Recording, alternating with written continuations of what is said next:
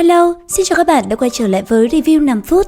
Ở cuối tập 8 phần 4 Tây Hành Kỳ, sau khi bị truy binh phát hiện, Tôn Ngộ Không đã chính thức trở thành trung tâm của sự chú ý.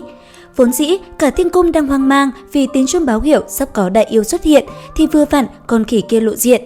Cho nên, khỏi phải nói, tất cả mọi người đều cho rằng hắn đến để trả thù việc 300 năm trước nên dồn hết lực lượng để vây bắt hắn. Thế nhưng, dù Đế Thích Thiên đã phái ra đại quân sử dụng chiến thuyền để đối phó với hắn, thế nhưng một lần nữa đại náo thiên cung, Tôn Ngộ Không chỉ bằng vào kim cang bổng đã phá hủy vô số chiến thuyền. Phản tiễn phi ra bắn về phía hắn đều bị phản ngược trở lại, khiến binh lính cứ thế ngã xuống. Lúc này thì những người có chút thực lực còn sót lại phải liều mạng với hắn. Ở giữa không trung, Bát Đại Kim Cang, Hoàng Tuy Câu và Tịch Độc Kim Cang cùng liên thủ đối phó Tôn Ngộ Không, nhưng tất cả chỉ đủ để gãi ngứa cho hắn. Tôn Ngộ Không với 72 phép thần thông biến hóa dễ dàng hóa giải tà thú chi ấn và pháp thuật đại xà của hai vị thần tiên thuộc Bát Đại Kim Cang. Thấy vậy, cả 8 người đã đồng thời liên thủ để truy sát con đại yêu này. Thế nhưng, dù có xuất ra Khổn Tiêu Sách cầm chân hắn được một lúc, rồi kết hợp đại lực Kim Cang Quyền cùng Băng Sơn Thiệt Tý, vẫn không thể khiến Tôn Ngộ Không bị thương. Thậm chí, khi cả 8 người liên thủ đã thành công chọc tức hắn, khiến Tôn Ngộ Không cuồng nộ đại biến.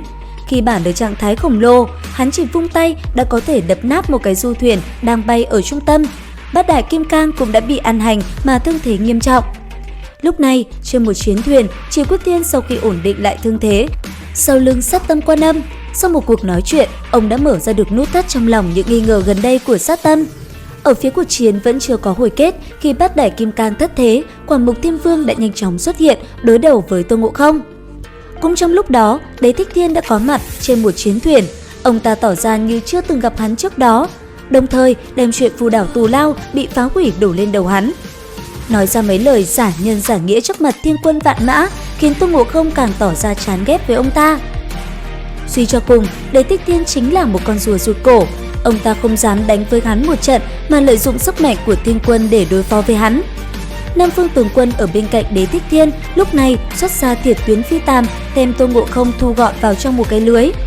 Khi tất cả đang vui mừng tưởng rằng đã thu phục được hắn, thì Tôn Ngộ Không bất ngờ thoát ra được, khiến chúng thần xanh sẩm mặt mày. Lúc này, Tôn Ngộ Không đứng giữa thiên cung tuyên bố rõ ràng việc Đế Thích Thiên chính là thủ lĩnh ám hồn. Hắn đến đây không phải trả thù mà chỉ là nhận lời của Như Lai đến thông báo cho thiên cung mà thôi. Mặc dù tất cả đều có chút ngờ vực, nhưng làm sao có lá gan nghi ngờ thiên đế. Tất cả chỉ có thể nghĩ rằng Tôn Ngộ Không ăn nói hàm hồ, vu khống Đế Thích Thiên mà thôi. Cho nên những người khác lại tiếp tục phát động công kích về phía hắn. Hành động của những tướng quân này khiến Đế Thích Thiên rất vừa ý. Ông ta không cần phải động tay cũng khiến người dưới trướng ra sức bán mạng vì mình. Ngay lúc này thì Sát Tâm Quan Âm đã xuất hiện, lập tức xuất ra Linh Long Bát Tuyệt Kính thu phục Tôn Ngộ Không. Con khỉ kia chống đối vô ích một lúc thì đã bị nhốt lại trong bảo vật của Sát Tâm. Sau đó cũng không thấy hắn có thể phá hủy bảo vật này bước ra. Dưới sự ngỡ ngàng của tất cả mọi người, Sát Tâm không quên khịa lại Nam Phương tướng quân. Nam Thiên Vương bảo vật tuy nhiều nhưng không phải cái nào cũng tinh thông đúng chứ. Đế Thích Thiên lúc này như mở cờ trong bụng, ông ta rất hài lòng với màn thể hiện vừa rồi của Sát Tâm Quan Âm, lấy uy áp đoạt bảo vật vừa thu phục Tôn Ngộ Không của Sát Tâm vào trong tay, ông ta chính thức lật mặt. Mắt thấy dù đã thu phục được Tôn Ngộ Không, nhưng số lượng chiến thuyền ở trên không trung ngày càng nhiều, tất cả đều vô cùng khó hiểu.